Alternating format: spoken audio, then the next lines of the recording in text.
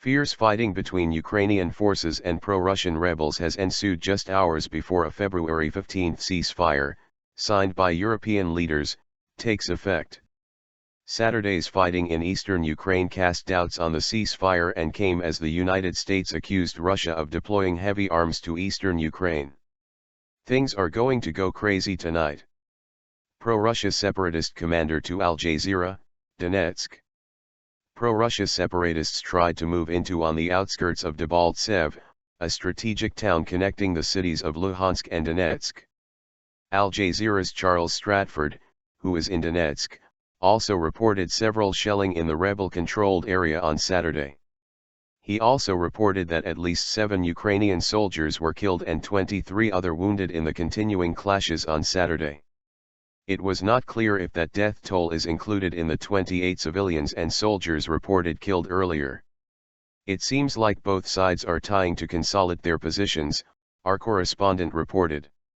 He also quoted a separatist rebel commander as saying things are going to go crazy tonight just hours before the ceasefire at midnight local time. Meanwhile, Kiev warned that shelling of civilians in the rebel-held areas in the east had intensified. Petro Poroshenko, Ukraine's president, said continuing bombardment of civilians by pro-Russian separatist rebels was already undermining the peace plan reached in the Belarusian capital, Minsk, on Thursday. The deal was negotiated by the leaders of Ukraine, Russia, France, and Germany.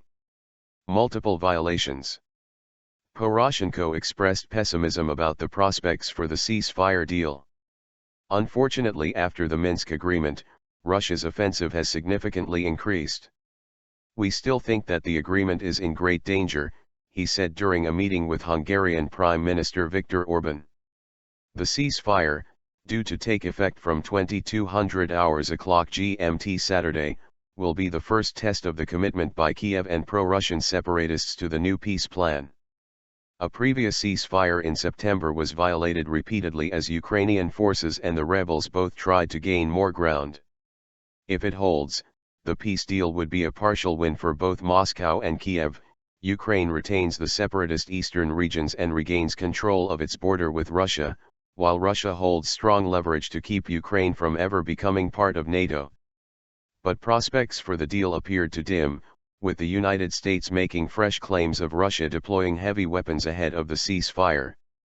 Jen Psaki, the State Department spokeswoman, said Washington had received reports of heavy weapons being moved into eastern Ukraine from Russia over the past few days, and more apparently on the way. This is clearly not in the spirit of this week's agreement, Psaki told reporters. German Chancellor Angela Merkel has warned Russia that the EU, which has already slapped Moscow with sanctions over the crisis, is not ruling out further measures if the truce fails. The G7 nations, Canada, France, Germany, Italy, Japan, the United Kingdom and the United States, also voiced concern about the violence and the build-up of weapons in eastern Ukraine.